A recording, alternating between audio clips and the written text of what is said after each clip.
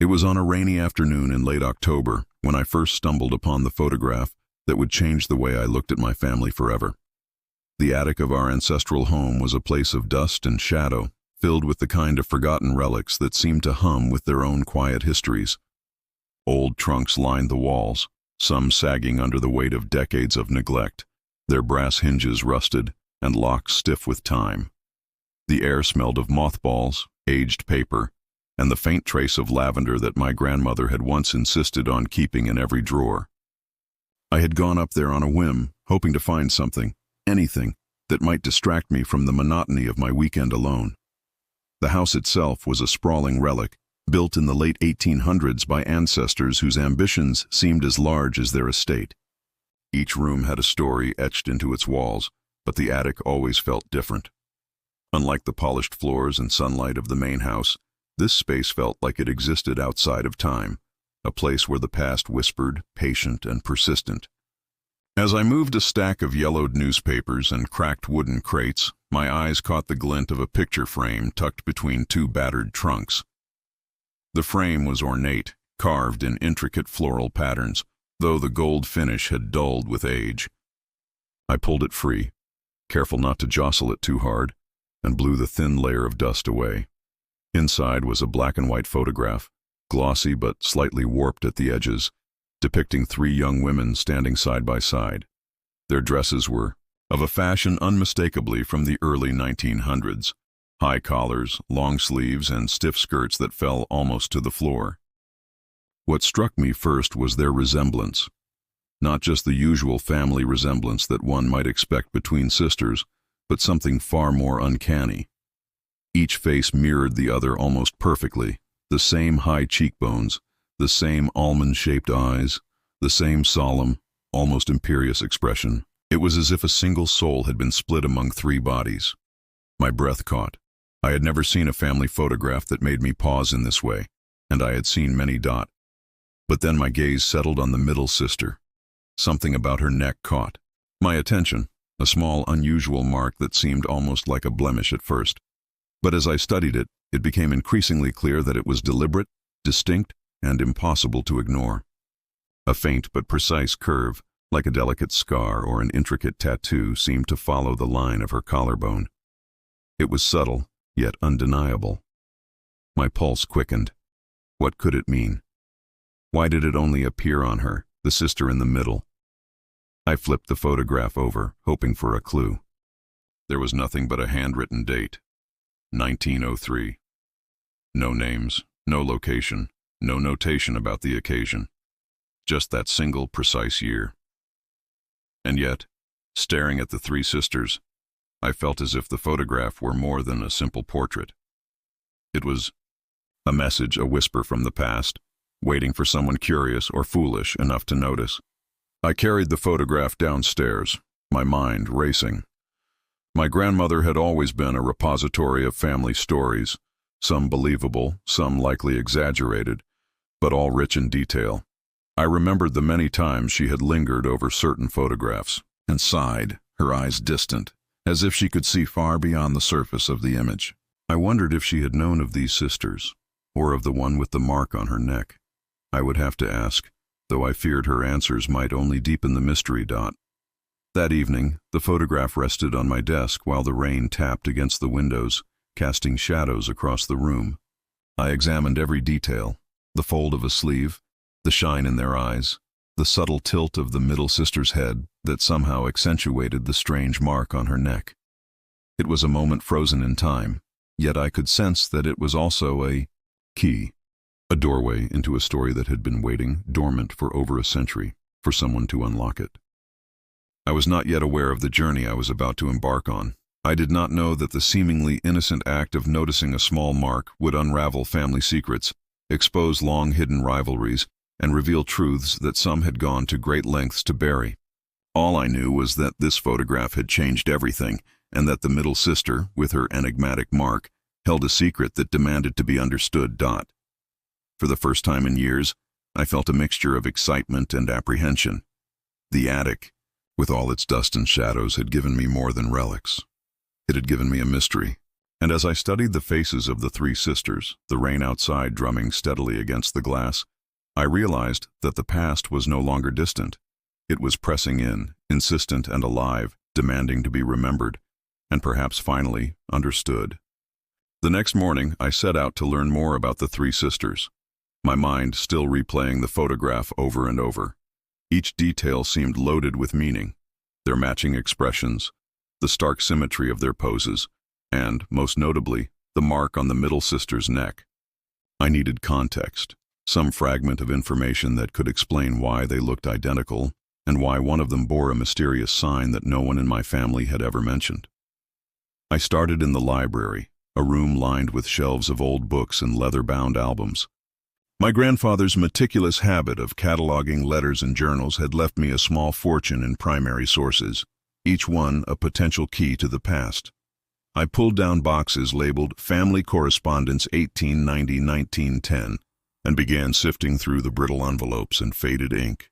Some letters were mundane, recounting birthdays or illnesses, while others hinted at tensions and alliances within the family that had long since been forgotten.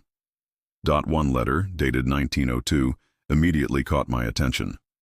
It was written in a flowing script, elegant but hurried, and addressed to my great-grandmother. The letter mentioned the arrival of a governess, a Miss Hargrove, who would be responsible for the care and education of the three young sisters. The writer praised Miss Hargrove's discipline and skill, but there was an odd undercurrent. In the tone, a suggestion that the sisters were peculiar and not entirely ordinary. I paused, the ink smudged under my fingertip. Peculiar, not ordinary. What could that mean in the context of a typical upper-class family in 1903? I turned the pages carefully, reading each word as if it were a code. The letter hinted at strict rules imposed upon the girls, rules that seemed unnecessary for children of their age. One sentence in particular stood out. Though they appear identical in every respect, it is essential that the middle one's peculiarities be monitored closely. My heart skipped. Peculiarities.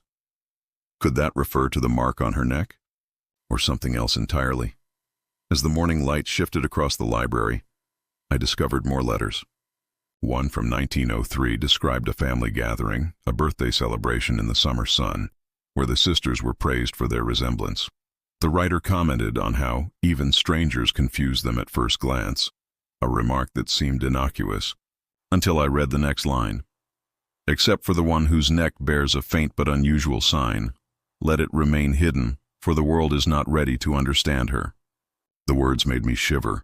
The mark, the very detail that had drawn my attention in the photograph, had been noted and deliberately kept secret for over a century. I realized that the middle sister's life had been shaped by this mark, though no one alive seemed willing to speak of it. To better understand, I needed more than letters. I needed diaries, photographs, and any record that could shed light on the sisters' upbringing. Hours passed as I combed through dusty volumes, each one more revealing than the last. One journal, belonging to my great-grandmother's eldest cousin, described in careful detail the sisters' daily routines. They were often dressed alike, their hair styled identically, and their schedules synchronized down to the minute. Any deviation, the cousin noted, was met with quiet but firm correction. The middle sister, it seemed, had been treated differently. She was watched more closely, her movements recorded, and her interactions scrutinized. The journal never explicitly stated why, but the emphasis on her behavior suggested that she was the bearer of something unusual, something the family feared might be misunderstood or misinterpreted by outsiders. By late afternoon, I had amassed a small archive of evidence, but the questions only multiplied. Why had this secret been preserved so meticulously? What was the significance of the mark on her neck? And why had the sisters been made to look identical in every other respect? The careful construction of their public image, combined with the hidden peculiarity of the middle one, suggested a story that was more than mere vanity or family pride. I decided I needed a fresh perspective. Someone outside the family who might see connections that I could not. I contacted a historian specializing in early 20th century social customs, sending them photographs and copies of the letters. Within a few days, they replied with cautious enthusiasm, noting that while identical appearances were sometimes a matter of coincidence or deliberate dressing, the repeated emphasis on one child's distinctiveness was unusual. "There may be more here than meets the eye," they wrote. "It could be symbolic, social, or perhaps even medical, hard to say without further context." Yet even as I pieced together these fragments of history, I couldn't shake a growing unease. The photograph, the letters, and the journals seemed almost too precise, as if each had been placed to guide someone, me, toward a revelation. The family's careful concealment of the middle sister's peculiarity hinted at something deeper, a secret so consequential that it could not be spoken aloud, only hinted at in whispers and faint notations. That night, I examined the photograph. Again. The rain had returned, tapping lightly against the window, and I held the frame closer than before. The three sisters stared back at me, identical and inscrutable, yet I felt the middle one's presence as something almost alive. The mark on her neck, subtle yet significant, seemed to pulse with meaning, as if it were a signal meant for discovery in the right moment. I realized then that this was no longer just an exercise in curiosity. I had become a participant in a story that had begun more than a century ago, a story that demanded investigation and courage. And as I placed the photograph beside the letters and journals, I understood that the path forward would require patience, persistence, and a willingness to confront truths that some had gone to great lengths to conceal. The secret of the middle sister was waiting, and now so was I. The next day, I returned to the photograph with a renewed sense of purpose. Something about the middle sister's neck compelled me to examine it with greater scrutiny. I had already noted the faint mark once, but now I wanted to understand its shape, its placement, and its significance. My eyes traced the curve repeatedly, trying to determine whether it was a blemish, a scar, or something deliberately inscribed onto her skin. I realized that a single photograph, no matter how detailed, could only reveal so much. I needed additional images. Over the course of the next week, I delved deeper into our family archives, unearthing more portraits, postcards, and tintypes. Many featured the three sisters, always together, always dressed in identical gowns. In each image, the middle sister's mark was faintly visible if one looked closely enough, a small crescent-shaped line, almost imperceptible from afar, yet undeniable under careful inspection. As I examined these images, patterns began to emerge. The mark was always present, never obscured, but its prominence varied depending on the angle of the light or the tilt of her head. In some photographs, it seemed to shimmer slightly, as if it caught the light in a peculiar way. It was subtle, almost ethereal, yet consistent across every visual record. Curiosity transformed into obsession. I sketched the mark repeatedly, trying to discern its form with my own hands. At first, it seemed like nothing more than a crescent or a faint scar, but the more I studied it, the more intricate it appeared. There was a precision to its curvature that hinted at intention, as if it had been carefully made rather than naturally formed. Could it have been a birthmark? Perhaps. Yet the historical documents, the letters, and the journals all suggested that this mark had been regarded with caution, something to monitor rather than simply accept. I began to research medical and cultural practices of the early 1900s. In some European traditions, certain marks were believed to indicate spiritual significance or destiny. Some marks were considered protective, while others were thought to signal danger or difference. I could not dismiss the possibility that my ancestors, despite their outwardly rational and well-to-do appearances, had interpreted the mark in a mystical or symbolic manner. But the mark's presence also raised questions of identity. The sisters were presented to the world as identical in every respect, down to the smallest details of dress, hair, and posture. Yet this one imperfection, or feature, distinguished the middle sister in ways both subtle and profound. Perhaps this mark was the reason for the family's obsessive emphasis on uniformity among the three girls. Perhaps the identical appearances were meant to obscure the truth, to protect her, or to hide her difference from the outside world. Late one evening, while poring over a diary belonging to my great-grandmother, I stumbled upon a passage that made my breath hitch. It is not enough that they appear alike. The middle one must be watched. Her neck bears the mark, and it is not for strangers to see. The world is not ready. The words were cryptic, but they confirmed my suspicion. The mark had been both recognized and feared. It was a sign, yes, but of what? And why had the family gone to such lengths to conceal it from others? In the days that followed, I felt an inexplicable pull toward the middle sister. Her presence, captured in those faded photographs, seemed almost tangible. I imagined her standing there, dressed in her long skirts, the mark visible to only those who knew where to look. I wondered what her life had been like, growing up under constant observation, with a secret that no one could openly acknowledge. How did she perceive herself when every glance, every photograph, emphasized both her similarity to her sisters and her hidden uniqueness? To gain perspective, I consulted an expert in early photographic techniques. They explained how lighting, lens distortion, and development methods could create subtle illusions, but the mark, they agreed, was not an artifact of photography. It existed in reality, not just in the image. That realization deepened the mystery. This was not a trick of light. This was something physical, tangible, and intentionally preserved in every image we had. Driven by a need to understand, I began to cross-reference dates, places, and events from the letters and journals.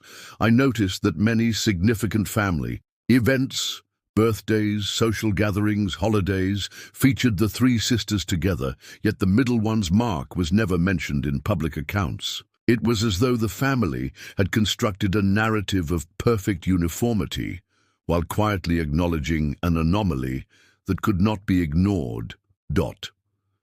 By the end of the week, I had amassed a collection of photographs, sketches, letters, and journal entries, all centering on the middle sister and her enigmatic mark. And yet, for all the evidence I had gathered, I understood very little. The mark was real, consistent, and deliberate, but its purpose, origin, and meaning remained shrouded in mystery. That night, I sat alone with the photographs spread before me, tracing the crescent-shaped mark with my finger. I whispered the sister's name, though I did not know it, and felt a connection that defied time. The middle sister was no longer a figure in a long-ago photograph. She had become a presence, insistent and unresolved, demanding that I uncover the truth she had been forced to carry in silence. The strange mark was no longer a curiosity. It had become an obsession, a puzzle that would not let go. And as the candle flickered and shadows danced across the walls, I realized that discovering its secret would take me deeper into the family's past than I had ever imagined. The following morning, I decided it was time to speak to the older members of the family. The letters, journals, and photographs offered tantalizing glimpses into the past, but there was something about human memory, the kind passed down in whispers, in half-remembered stories that no document could capture. I needed first-hand accounts, or at least the echoes of them, to make sense of the middle sister's life and her mysterious mark. My grandmother agreed to speak, though she did so reluctantly. She had always been protective of the family's past, perhaps out of loyalty, perhaps out of fear. She ushered me into the sunlit parlor, where the walls were lined with portraits and shelves of carefully polished trinkets. The smell of polished wood mixed with the faint aroma of old books, comforting yet suffused with an undeniable tension. "I've told you many stories about our family," she began, her hands folded neatly in her lap. "But there are things that are not meant to be spoken aloud. Some truths are better left to shadows." I nodded, careful not to push too hard. "I just want to understand the sisters in these photographs," I said gently. "Especially the one in the middle. There's something about her, something I can't ignore." Her eyes softened, though a shadow flickered across them. She leaned closer. "The middle one. She was always different, not in ways that outsiders could see, but in ways that mattered. Our family, we have always noticed such things. Some are born with gifts, some with burdens, and some with both." I waited, urging her silently to continue. "She had the mark on her neck from birth," my grandmother said finally, almost in a whisper.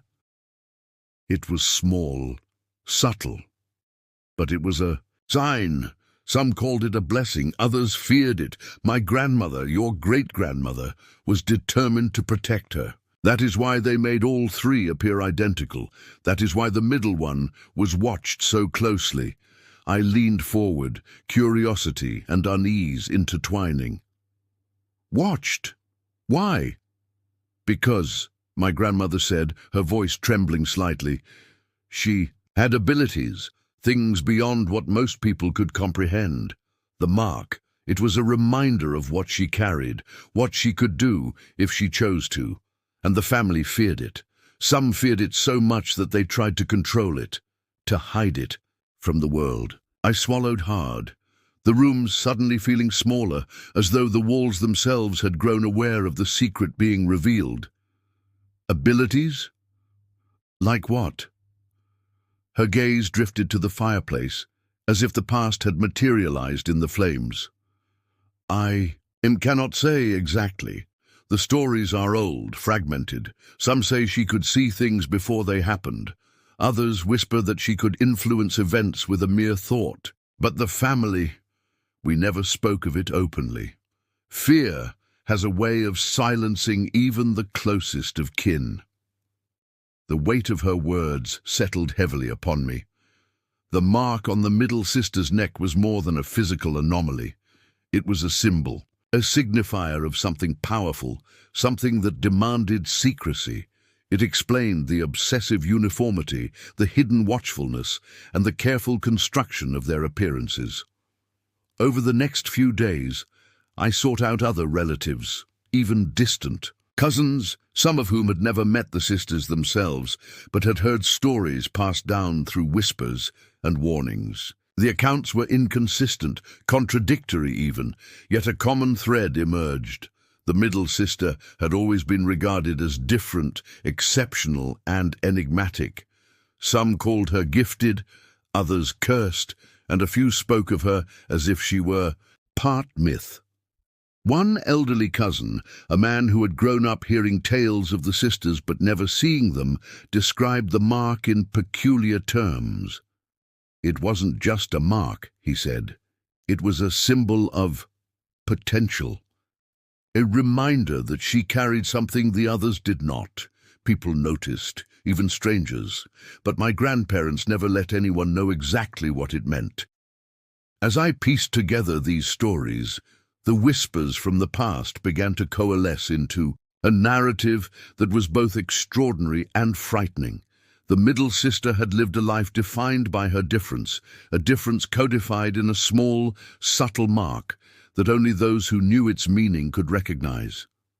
The family had protected her, but at what cost? And what had become of her in the years after the photograph was taken? That night, I returned to the attic, carrying the photograph with me. Alone in the dim light, I studied the middle sister once again, tracing the curve of the mark with my eyes. The whispers from the past had given her presence new depth.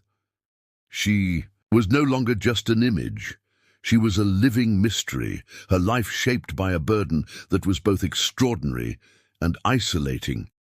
And as I sat there, Listening to the wind rattling against the roof, I understood something crucial.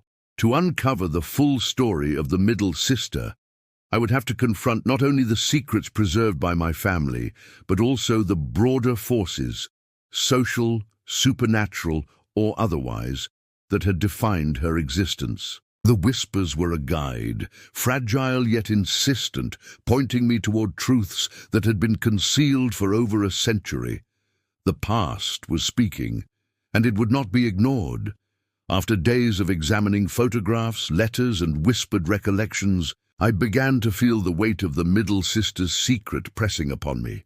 The attic, the parlor, the library, all these spaces seemed charged with an almost tangible tension, as though the house itself recognized the significance of what I was uncovering. Yet no matter how much I pieced together, the mark on her neck remained an enigma, its meaning tantalizingly out of reach.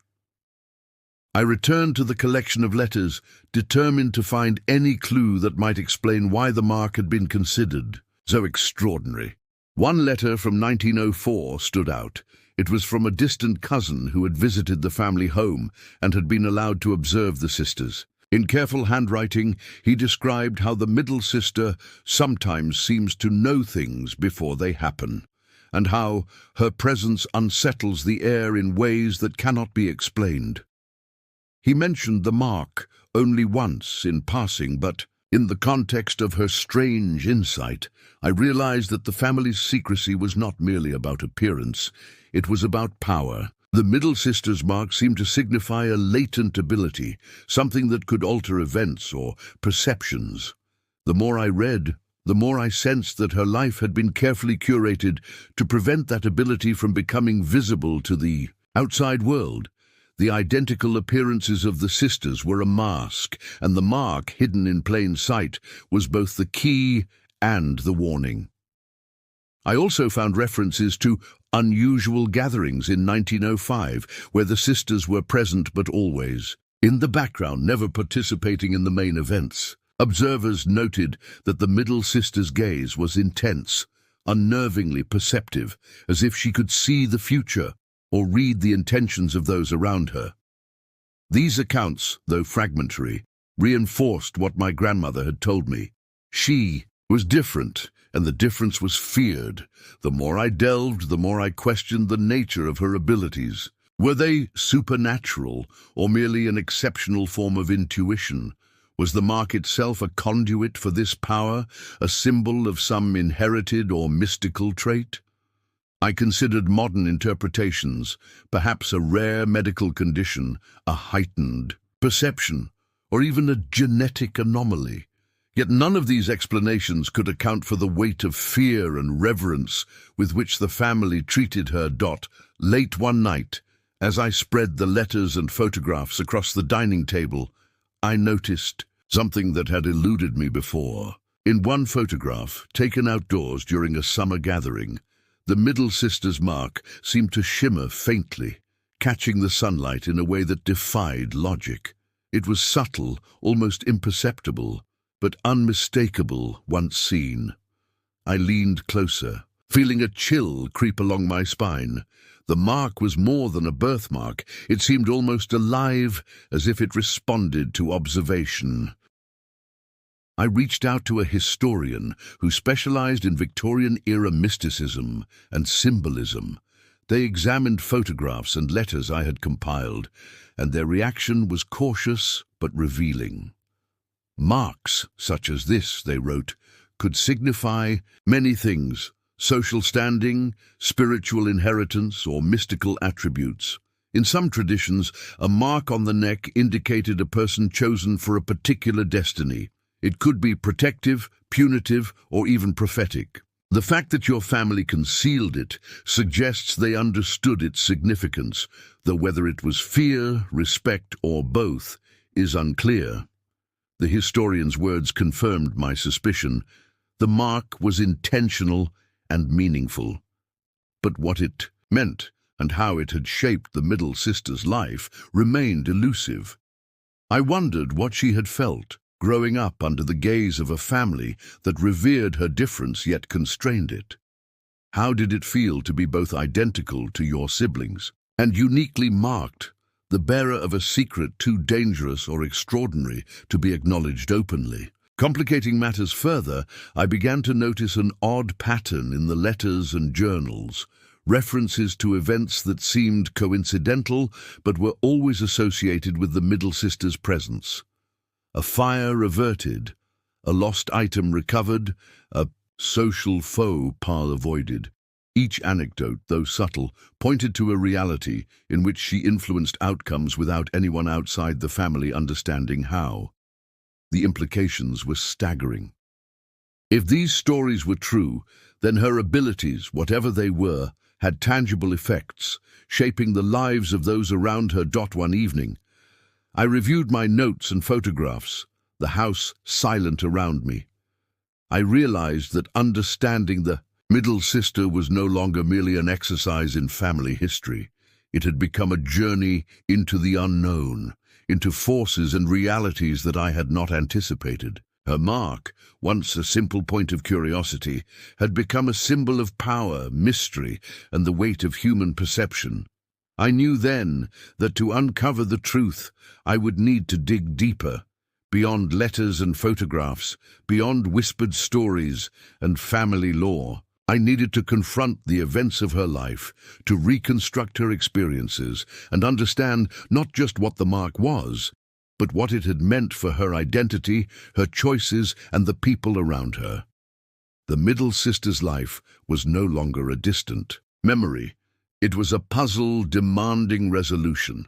And the closer I looked, the more I realized that the answers would not be easy, nor entirely comforting. Whatever secrets she carried, whatever powers or burdens the mark represented, they had shaped not only her life, but the lives of everyone in her orbit. And now, in the quiet of the old house, with her gaze frozen in the photograph, I felt the first stirrings of a revelation that would change everything I thought I knew about my family. As the weeks passed, my investigation into the middle sister became all-consuming. Each new letter, photograph, and whispered recollection seemed to deepen the mystery rather than resolve it. Yet gradually, a clearer picture began to emerge, one that was both astonishing and unsettling. The mark on her neck was not merely a sign of difference. It was a symbol of power, awareness, and influence, carefully monitored by her family, whose fear and reverence had shaped her life from infancy. One afternoon, while examining a box of personal effects preserved in the attic, I discovered a small leather-bound journal belonging to the middle sister herself. The pages were yellowed and fragile, the ink faded, but the handwriting was clear, precise, and deliberate. I opened it with reverence, careful not to damage the fragile spine. The first entry, dated 1903, began simply, "I am like my sisters in appearance, yet not in essence. The mark on my neck reminds me daily of what I carry, though I am not sure I understand it fully." Reading her words sent a shiver down my spine. Here, at last, was her voice, an intimate perspective that corroborated the hints I had uncovered in letters and photographs. The middle sister was aware of her difference from the very beginning, conscious of the mark that set her apart and of the expectations, fears, and scrutiny that accompanied it. As I continued reading, I discovered entries describing experiences that were extraordinary in nature. She recounted moments in which she seemed to sense events before they occurred, small incidents that others dismissed as coincidence, but which she recorded with meticulous care. There were passages describing people's emotions and intentions, as if she could perceive them directly, an ability that both fascinated and terrified her. One passage struck me particularly. "I sometimes feel the world shifting around me, small ripples that only I can detect. I fear what might happen if others knew. My family watches closely, ensuring I do not reveal myself, and I obey, though it is difficult. I am alone in this, even among those who love me." The isolation she described resonated deeply with the stories I had collected from my grandmother and other relatives. The middle sister's life had been a delicate balancing act, a life of observation and suppression, of silent power wielded in secrecy. The mark on her neck was a constant reminder of her uniqueness, a visible sign of the invisible burdens she carried. I continued to read, discovering entries that hinted at the consequences of her abilities. One noted a confrontation in which her intuition had prevented a potential disaster, though the family chose to frame it as mere coincidence. Another described an instance in which her influence over an individual's decisions had unintended repercussions, resulting in confusion and fear among those who witnessed it. Each account revealed the delicate line she walked between control and chaos, awareness and secrecy. The journal also contained reflections on her relationships with her sisters. Despite their identical appearances, the middle sister expressed a profound sense of separation. She loved them deeply, yet she was conscious that the similarity in their appearances was a deliberate construction, a means to conceal her difference. This carefully orchestrated uniformity, she wrote, made her both visible and invisible, a paradox that defined her existence. By the end of the journal, a pattern emerged. The middle sister had been trained, guided, and protected by her family. Yet the secret of her mark and her abilities was never fully shared. It was a legacy of caution, designed to safeguard her from misunderstanding, fear, or exploitation. Her life was a testament to the weight of difference and the lengths to which families would go to preserve both safety and secrecy. With each revelation, I felt the implications deepen. The photograph from 1903, once a simple curiosity, now represented a threshold into a complex history of identity, power, and responsibility.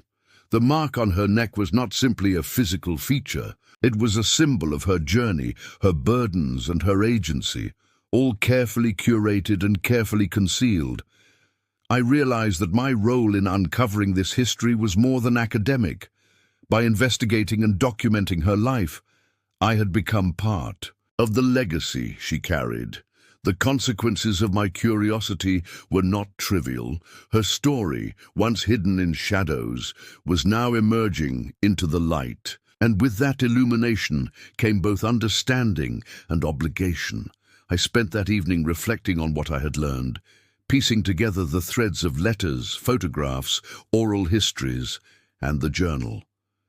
The middle sister's life was a mosaic of secrecy, perception, and silent influence, and the mark on her neck, so subtle, so deliberate, was the focal point of that mosaic. It represented all that was extraordinary about her, and all that had been carefully managed and concealed by generations of family members who recognized the weight of difference.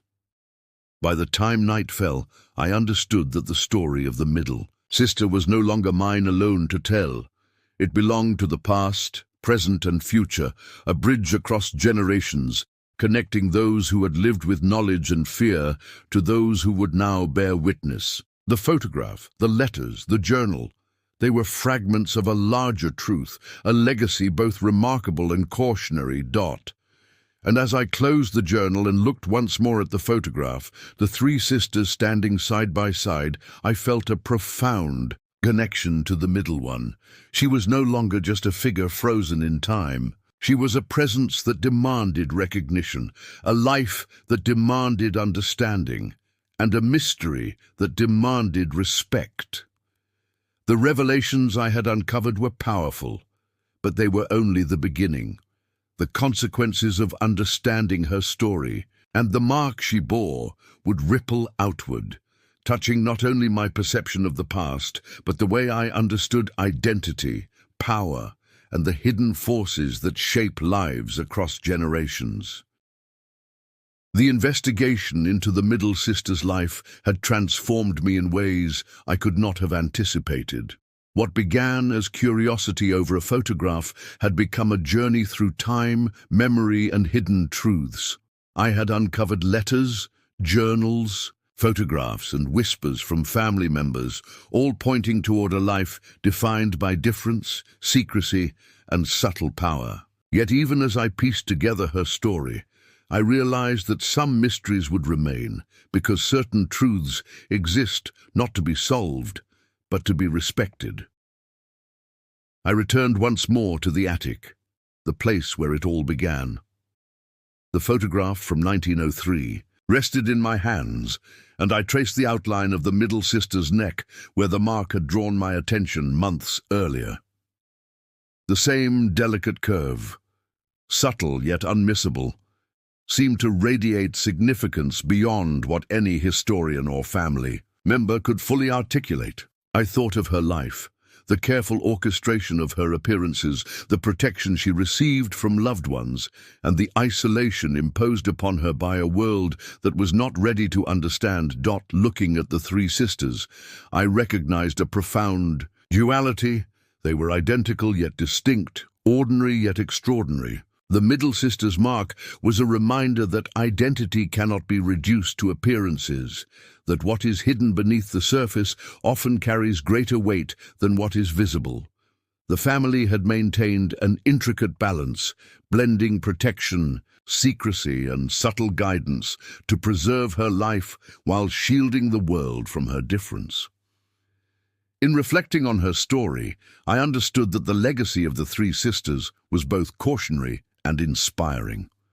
It illustrated the complexity of human lives, shaped by circumstance, power, and perception. The middle sister had navigated her existence with a combination of awareness, restraint, and courage that few could comprehend. She had borne her difference, silently allowing the world to see only what was deemed safe, and in doing so, she had maintained agency in a life defined by scrutiny and expectation. I felt a mixture of awe and humility. To uncover her story was to acknowledge the sacrifices made, the burdens borne, and the extraordinary presence she had exerted upon the lives around her. The mark on her neck, subtle though it was, symbolized a deeper truth, that uniqueness is not always visible, that power is often silent, and that the past carries lessons for those willing to observe closely. As I left the attic and descended the creaking stairs, I carried with me not just the photograph, but a sense of connection. The sisters, especially the middle one, had left behind a legacy that transcended time. Their story was a reminder that identity is multifaceted, that history is layered with unseen narratives, and that understanding requires patience, respect, and empathy. In the weeks that followed, I organized the letters, photographs, and journals into a cohesive archive. I documented my findings carefully, mindful of the responsibility that comes with preserving family history. Yet I left certain details deliberately ambiguous, honoring the choices and secrets of those who had come before. Some truths, I realized, are powerful precisely because they are partly hidden. The middle sister's mark remained a symbol of enduring mystery, a reminder that the world contains elements beyond our comprehension, that some lives are lived in the delicate space between visibility and concealment, ordinary and extraordinary. I often returned to the photograph, allowing myself to imagine her presence, her thoughts, and her quiet influence on the world she inhabited. Ultimately, the legacy of the three sisters was not confined to a single photograph, a single mark, or a single narrative. It lived in the balance between what was seen and unseen, known and unknown. It lived in the careful preservation of identity, the courage to bear difference, and the wisdom to navigate a world that often resists what it cannot immediately understand. And, as I placed the photograph back in the attic, I realized that the story of the three sisters, especially the one in the middle, was now intertwined with my own understanding of history, family, and the subtle forces that shape human lives. The past, I had learned, speaks not only through words and images, but through presence, memory, and the quiet, unyielding persistence of difference. The three sisters remained side by side in that photograph, forever identical at first glance, yet forever distinct upon closer inspection. The middle sister's neck bore the mark of her extraordinary journey, and through it I glimpsed the enduring complexity of life, the weight of secrecy, and the profound beauty of human individuality. The photograph no longer felt like an artifact of the past. It was a testament, a legacy, and a reminder that some mysteries are not meant to be solved entirely. They are meant to be witnessed, respected, and remembered. And in that witnessing, the story lives on.